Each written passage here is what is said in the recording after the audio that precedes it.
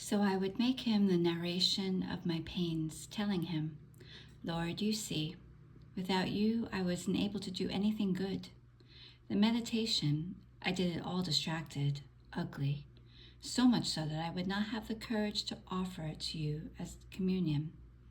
I wasn't able to stay there for hours, as when I could feel you. I saw myself alone. I had no one with whom to converse. I felt completely empty. The pain of your absence made me experience mortal agonies. My nature wanted to hurry up so as to escape that pain, more so since it seemed to me that I would do nothing but waste time, with the fear that in coming back you might chastise me because I had not been faithful. So I didn't know what to do. And then the pain that you are continuously offended, and of not knowing when to do as you taught me before, those acts of reparation, those visits to the most holy sacrament for the different offenses you receive. Tell me a little bit, then, what should I have done? And he, benignly instructing me, would say, You were wrong in being so disturbed. Don't you know that I am spirit of peace? And the first thing I recommend is that you do not perturb the peace of your heart. When in prayer, you are not able to recollect yourself, I do not want you to think of this or that, of how it is and how it is not, because by doing so, you yourself call the distraction. Instead, when you find yourself in that state, the first thing is to humble yourself, confessing yourself as deserving of those pains, placing yourself in the arms of the executioner, like a humble little lamb that while he kills it, licks his hand. So you, while seeing yourself beaten, disheartened, alone, you will resign yourself to my holy dispositions. You will thank me wholeheartedly. You will kiss that hand of mine that strikes you. You will kiss that hand, recognizing yourself unworthy of those pains. Then you will offer to me those bitternesses, anguishes, tediums, praying me to accept them as a sacrifice of praise, of satisfaction for your sins, of reparation for the offenses that they give me. By doing so, your prayer will ascend before my throne as a most fragrant incense. It will wound my heart, and you will draw new graces and new charisms upon yourself. In seeing you humble and resigned, all sunken into your nothingness, the devil will not have the strength to get close. And here is how, where you thought you were losing, you will make great gains. With regard to communion, I do not want you to afflict yourself because you are not able to stay there. Know that this is a shadow of the pains I suffered in Gethsemane. What will happen when I make you share in the scourging, the thorns, and the nails? The thought of greater pains will make you suffer the minor pains with more courage. So when during communion you find yourself alone, agonizing, think that I want you a little bit as company in my agony in the garden. Therefore, place yourself near me and make a comparison between your pains and mine.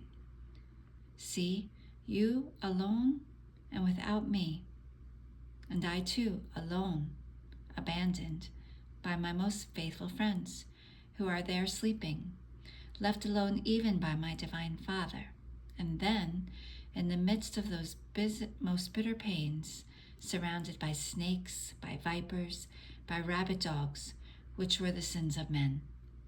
And yours were there too, doing their part, such that they seemed to want to devour me alive. My heart was taken by such grips that I felt it as if it were under a press, so much so that I sweat living blood.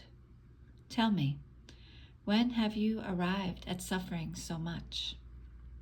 Therefore, when you find yourself without me, afflicted, empty of any consolation, filled with sadnesses, with worries, with pains, come close to me, wipe that blood from me, offer those pains to me as relief from my most bitter agony. By doing so, you will find the way to be able to remain with me after communion. It is not that you will not suffer, because the most bitter pain I can give to the souls dear to me is to deprive them of me. But by thinking that with that suffering of yours you give me relief, you will also be content. As for the visits and acts of reparation, you must know that everything I did in the course of 33 years, from when I was born up to when I died, I am continuing in the sacrament of the altar. Therefore, I want you to visit me 33 times a day, honoring my years, and also uniting with me in the sacrament, with my own intentions, that is, reparation, adoration. This you will do at all times. With the first thought of the morning, fly immediately before the tabernacle, in which I am present for love of you, and visit me. With the last thought of the evening, while you sleep at night, before and after your meal, at the beginning of each one of your actions, while walking, working. While he was saying this to me, I saw myself all confused, not knowing whether I could manage to do them. I said to him, Lord, I pray you to be with me until I acquire the habit of doing them, for I know that with you I can do everything, but without you, what can I? Everything. What can I, miserable one, do? And he benignly added, Yes, yes, I will content you. When have I ever failed you? I want your goodwill. For whatever help you want, I will give it to you. And so he did. After I had spent some time, now with him and now without, one day after communion, I felt more intimately united to him. He asked me various questions, as for example, if I loved him, if I was ready to do what he wanted, even the sacrifice of my life for love of him. He also said to me, And you, tell me what you want. If you are ready to do what I want, I too will do what you want. I saw myself all confused. I could not understand that way of operating of his. But with time I understood that that way of acting is when he wants to dispose the soul to new and heavy crosses. And he knows how to draw her so close to himself with those stratagems that the soul does not dare to oppose what he wants. So I said to him, Yes, I love you, but you tell me yourself, can I find anything more beautiful, more holy, more lovable than you? And then, why ask me if I am ready to do what you want, when it has been so long since I delivered my will to you, and I prayed you not to spare me, even tearing me to pieces, as long as I may give you pleasure? I abandon myself in you, O holy spouse. Operate freely. Do with me whatever you want. Give me your grace, for by myself I am nothing, and can do nothing. And he repeated to me, Are you truly ready for anything I want? I saw myself more confused, annihilated, and I said, Yes, I am ready, but almost trembling. And he, compassionating me, continued to tell me, Do not fear, I will be your strength. It is not you who will suffer, but I myself will suffer and fight within you. See, I want to purify your soul from every slightest spot which might hinder my love in you. I want to test your faithfulness. But how can I see if this is true other than by placing you in the midst of the battle?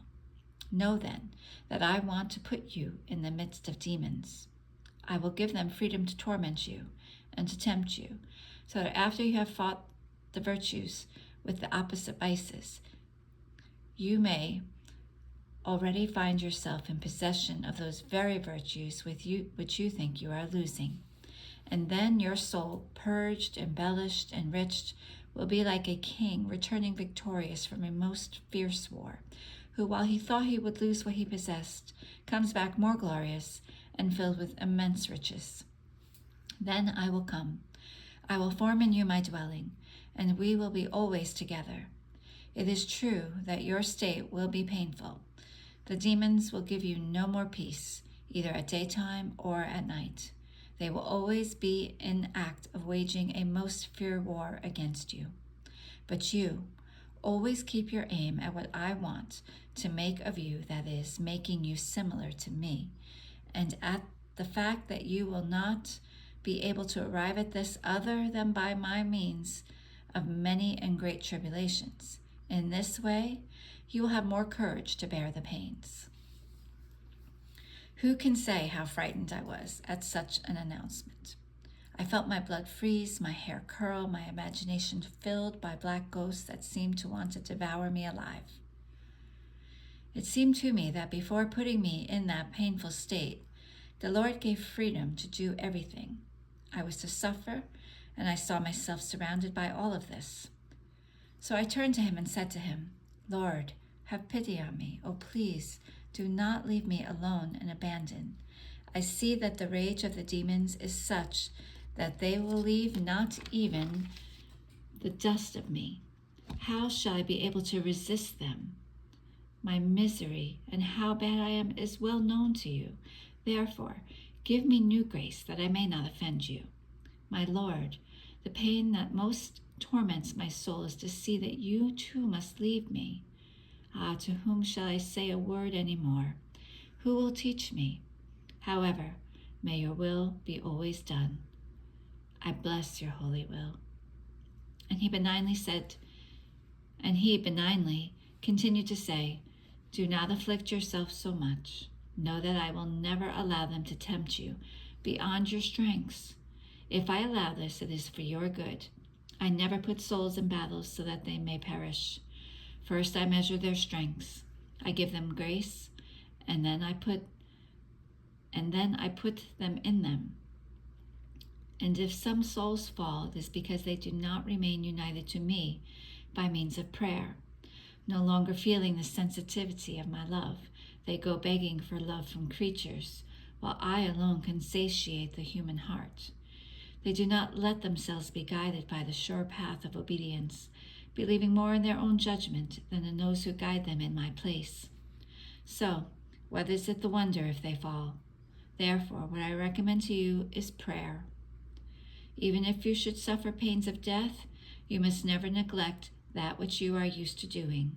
Even more, the more you see yourself in the abyss, the more you will invoke the help of the one who can free you. Still more, I want you to place yourself blindly in the hands of the confessor, without examining what is to be said to you. You will be surrounded by darkness, and will be like one who has no eyes and who needs a hand to guide her. The eye for you will be the voice of the confessor, which, like light, will clear the darkness from you.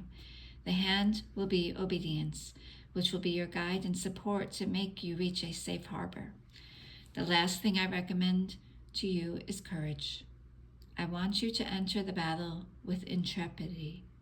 The thing that an opposing army fears the most is to see the courage, strength, the way in which one confronts the most dangerous fights without fearing anything.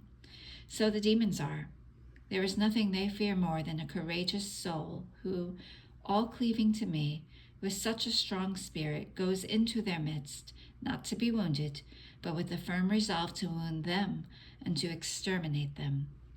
The demons are left frightened, terrified, and would rather flee, but they cannot, because they are bound by my will, and they are forced to stay to their greater torment. Therefore, do not fear them, for they can do nothing to you without my will. And then, when I see that you can no longer resist and are about to fall, if you are faithful to me, I will come immediately. I will put everyone to flight and will give you grace and strength, courage, then courage.